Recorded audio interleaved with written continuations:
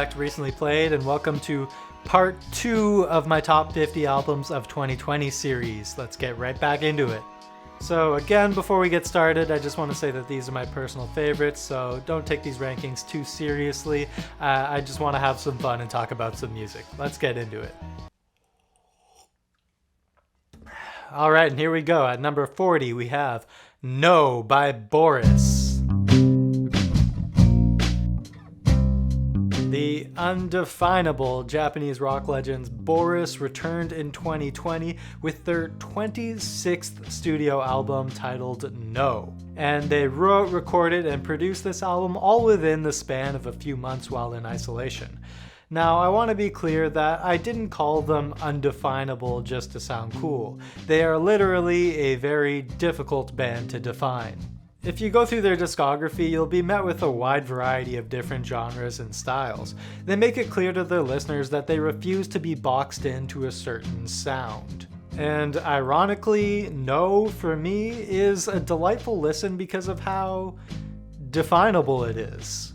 Simply put, this is a rock, metal, and punk album, and for the majority of its runtime, it isn't anything else. These are fun, heavy, and easily digestible riffs, and Boris absolutely kills it.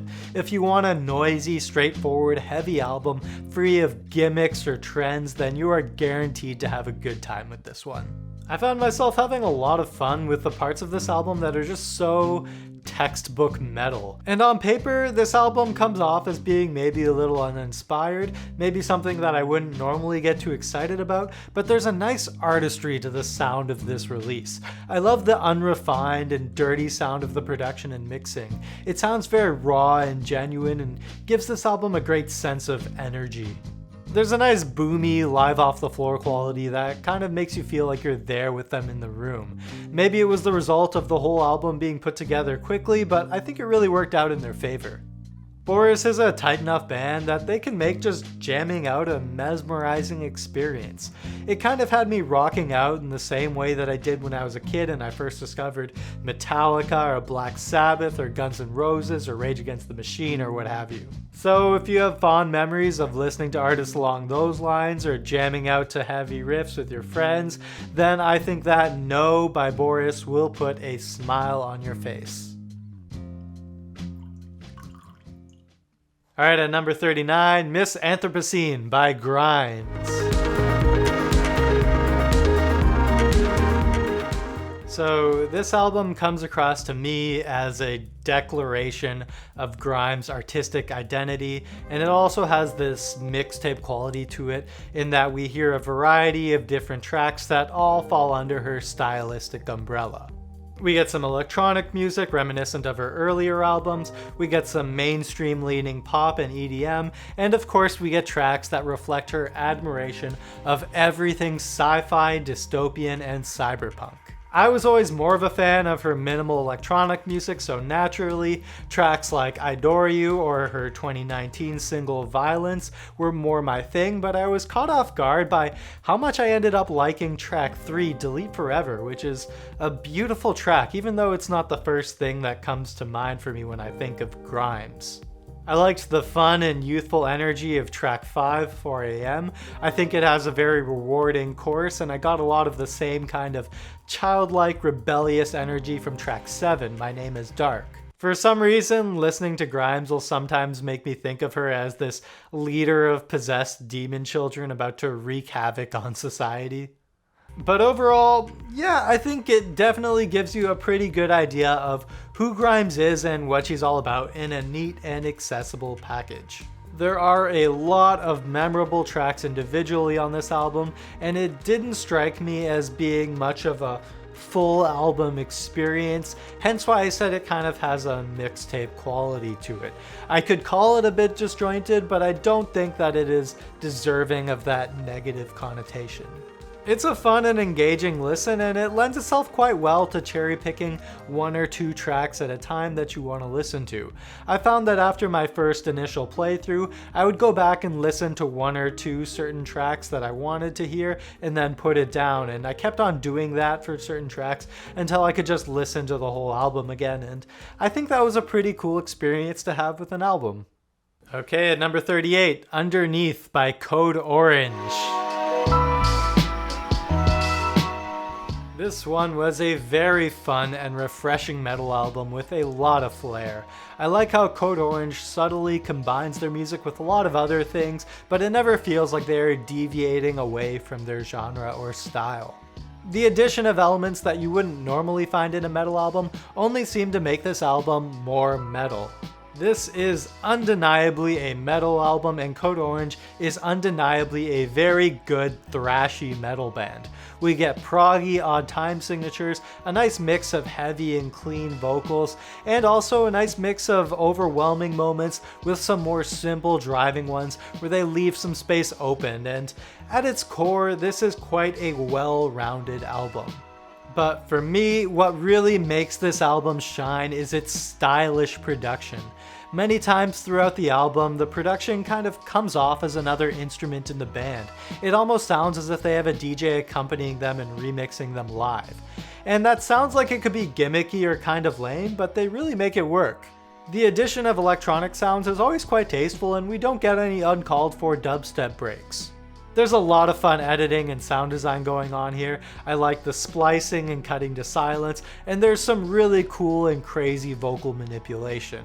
Sometimes all they need to do is add in one extra sound or element beside the core instruments that make up the band, and that can totally create an entire vibe. It can be just an acoustic piano or a choir or some horns. These additions are what really sparked images in my head. They're few and far between, but Underneath does build to some pretty epic and catchy choruses that serve as a nice break from all of the chaos. Code Orange gives us quite a lot to chew on this one. Listening to it in full can be a bit exhaustive, but not in a bad way. With the amount of high energy music jam-packed into this album, it would be a little strange not to be tired after a playthrough.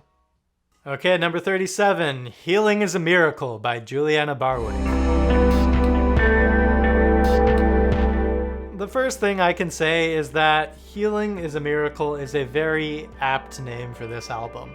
It sounds and feels like it was created for the sole purpose of healing, and it is absolutely beautiful. It really does have the effect of a healing potion from a video game. Now, I don't always like to label things as New Age, as I feel like it kind of has a tacky connotation that we would associate with crystals or aura reading, and I can't say that I'm too interested in that stuff.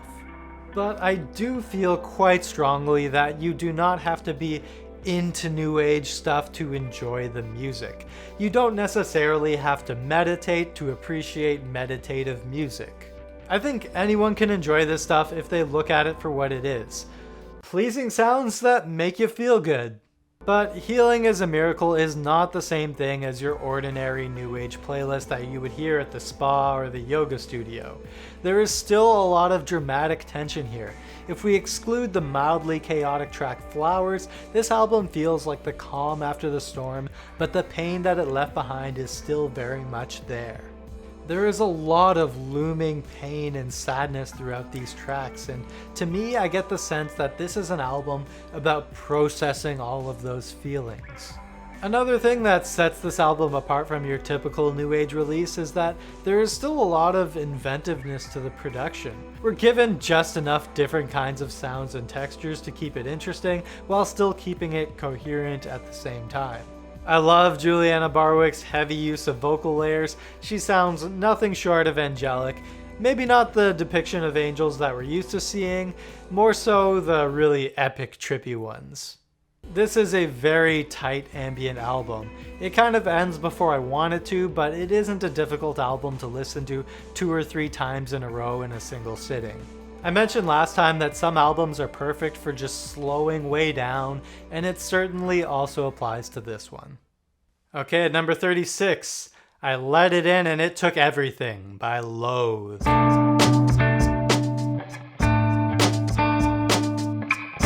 Well, this album is certainly something.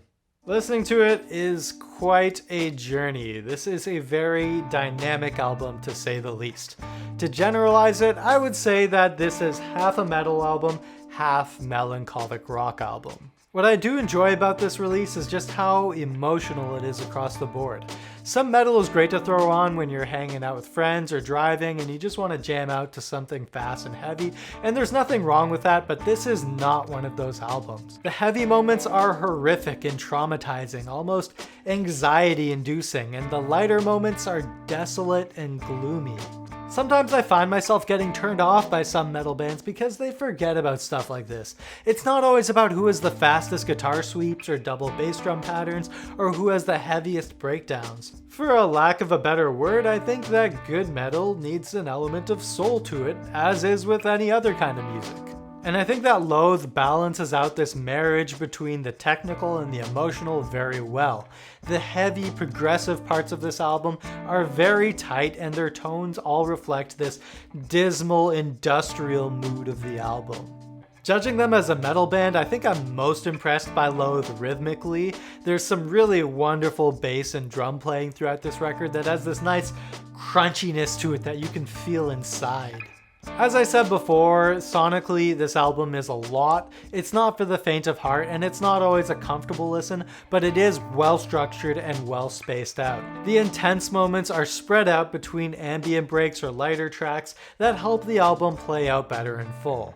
This isn't necessarily a fun metal album that you can party to, but it is a very interesting and evocative listen that is well worth it.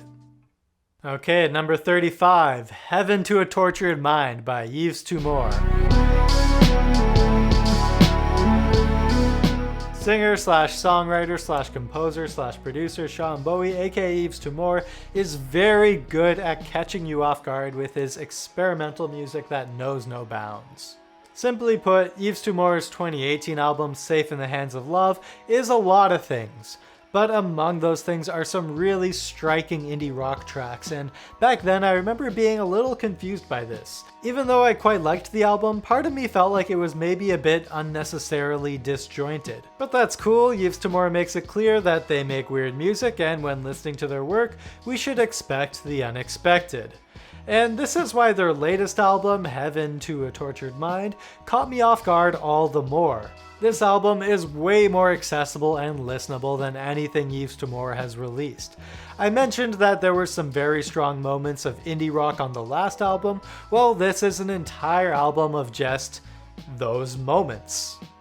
I would even go as far to say that this sounds like an indie rock album made by an indie rock band. There are some big hooks on the singles of this album which are sure to lure in a lot of curious new listeners, and while the full album is more dense and deep overall, it does not let down. There is way less shock value on this one. Unlike their other work, there's not a lot in this album that will catch you off guard. In fact, I think its consistent sound and style is one of this album's greatest strengths. Judging this as a groovy and sensual indie rock album, I think it is terrific, and the fact that it was the product of an artist with a background in experimental music only makes it better. Even though this album is so easy to get into, there's a great sense of grit and dirtiness to the production. I found that the way they implement weird sound design into these tracks are a big part of what kept me coming back. Heaven to a Tortured Mind gives into pop music just the perfect amount. Yves Tumor dip their feet into the water, but never do they full out cannonball into the pool. I think that Yves Tumor did an incredible job of translating their vision for the album to so many collaborators. And retrospectively, I get the impression that this has always been the Yves Tumor sound, and it's just been waiting to come out. Okay, at number 34, Alfredo by Freddie, Gibbs and the Alchemist. This album really is a no-brainer. Both of these guys have been around the block many times before. You put them together and we're gonna get something great. For a large portion of his career, Freddie Gibbs has been an underground rapper with a cult following, someone who's really earned his place and then some. I really like how this album, along with 2019's Bandana, both just keep it very real. These are real hip-hop albums for real hip-hop fans. There's no top 40 singles to be found, and there doesn't need to be. Freddie's flow is quite consistently bulletproof, his talent as a rapper is finely tuned, and he really sounds experienced. In more ways than one. Throughout the album, Freddie Gibbs sounds quite jaded with the music industry. he really does sound like someone who's been around, someone that can see through the cracks. He brings up times that he's been screwed over, and he brings up times that he himself has screwed up. Many times he sounds like he's trying to warn the listener not to make the same mistakes that he made, that the glamorous life in show business isn't all it's cracked up to be. There's a lot of great self-reflective moments throughout this one, and I did quite enjoy the raw honesty of Freddie's lyricism, even if it is at times a little uncomfortable to listen to. And then the Alchemist matches Freddie's tone so well. His beats are so in line thematically, and they bring out some great performances in Freddie and all of his guest features. Really great samples throughout the record. He creates some quite captivating moments. I love when a beat can just make you lose track of time and it feels like it could just keep going on its own. Most notably, my favorites would include track 3, Scotty Beam with Rick Ross, and track 6, Something to Rap About with Tyler the Creator. But yeah, solid album. Go check it out. Okay, number 33, 10 by Tricot. Kyoto, Japan math rockers Tricot had a pretty busy year, releasing 2 full-length albums, Black in January and 10 in October. Tricot has built up a reputation for creating dense and chaotic, high-energy music. However, their latest album has them drifting towards more of a mainstream J-rock sound, and I think that they do it quite well. Everything that I like about their energy and technical abilities is still here, but there is noticeably more attention paid towards creating some great vocal hooks and choruses. I liked how a lot of the songs on their previous albums had a very consistent sound from front to back. They would kind of meld together, but in a good way. 10 stands out to me from their other albums and how many of the songs are quite different from one another, and I found that this made for a very engaging listen overall. Some of it feels like classic high-energy J-rock like Massive the Fermenting Dregs, The Pillows, or Asian Kung Fu Generation. Then we'll get some cool, lighter but progressive Cornelius-sounding moments, and then there's a lot of this album that is just much more pop than you would expect from a band like Tricot, but what makes it work is how those moments are scattered throughout an album filled with Tricot's signature sound. There are still tons of weird King Crimson-esque guitar chords and melodies and odd time signatures that Tricot fans will recognize and enjoy, and even though this album is more accessible, it is far from being a compromise. There's a lot of cool ideas going on in this one. I love the heavy percussion in the background of some tracks. It kind of reminds me of some early Mars Volta style prog rock. And I really like the parts where they slow things way down to make for some more emotional moments. In particular, I think that the track Aganai is quite beautiful and it utilizes aspects of Tricot's signature sound in a more emotionally aware setting. I think that there is a lot of cool growth happening in this release, and Tricot is a band that is definitely worth your attention, especially if you've dabbled into any Japanese rock music before. Okay, number 32. Last Year Was Weird, Volume 2 by Tkay Maizda. So this was my introduction to Australian singer-songwriter-rapper Tkay Maizda, and I can say that I'm really feeling this one. Solid album overall. Her music is quite immediately enjoyable, and I think that immediate or in-your-face sums up this album quite well. This is a very easy album to get into. Everything sounds quite familiar, and this isn't really a problem at all because Tkay is very charismatic, and I do enjoy spending time with her on this album. This album has a really nice stylistic arc. It starts out being very smooth R&B, and then it picks up and gets a little more dancey, a little more EDM, and then it gets pretty trap, quite lit as one would say, and then it gently returns to being pop and R&B for the last few tracks, and I do like how it kind of comes full circle by the end. It definitely showcases a lot of range for Tkay Maizda as a performer. She's able to tackle all of these different genres and styles and successfully execute it all. It never sounds like she's reaching for something that is beyond her capabilities. I thought that as a rapper, she's very witty and clever with a lot of attitude, and she's able to display that without resorting to being overly explicit or obnoxious or provocative. She's able to maintain a very cool presence throughout this album without sounding like she's trying to be cool. Because there's nothing less cool than somebody desperately trying to be cool. But yeah, Last Year Was Weird, Volume 2. I think she really nailed this one as a 26-minute mini album. It's quite concise and direct and to the point, which is usually what you want from a shorter release. I'm looking forward to hearing something bigger and more ambitious from Tkay Maizda. I think she's got a lot of potential. Alright, last one for today at number 31, Through Love by HYUKOH. Through Love is the latest from South Korean indie rock giants HYUKOH, and even though it isn't the release that is gonna propel them to global fame, I think that this is still an interesting and overall great sounding album. HYUKOH is a hard band for me to put my finger on, and this new release does not make that any easier. However, in whatever style they do choose, HYUKOH is consistently a very solid band. They are fantastic musicians, and this EP is cool to me in that they further expand their boundaries and grow together.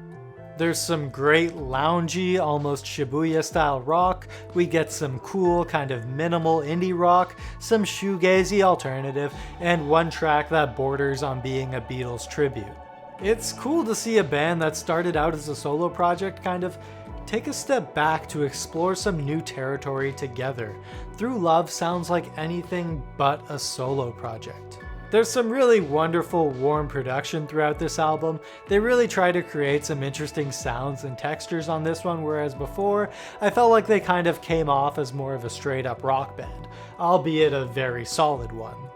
I thought that the last two tracks of the album were quite beautiful. I like how it closes on a noisy guitar solo and extended instrumental section. Definitely a very cool, vibey, and groovy short album. I think it is a sign of some really interesting work to come from HYUKOH. Alright, that's it for this one. Hope you enjoyed it. Don't forget to like and subscribe, and I'll see you back here for part 3. It really does... It really does have the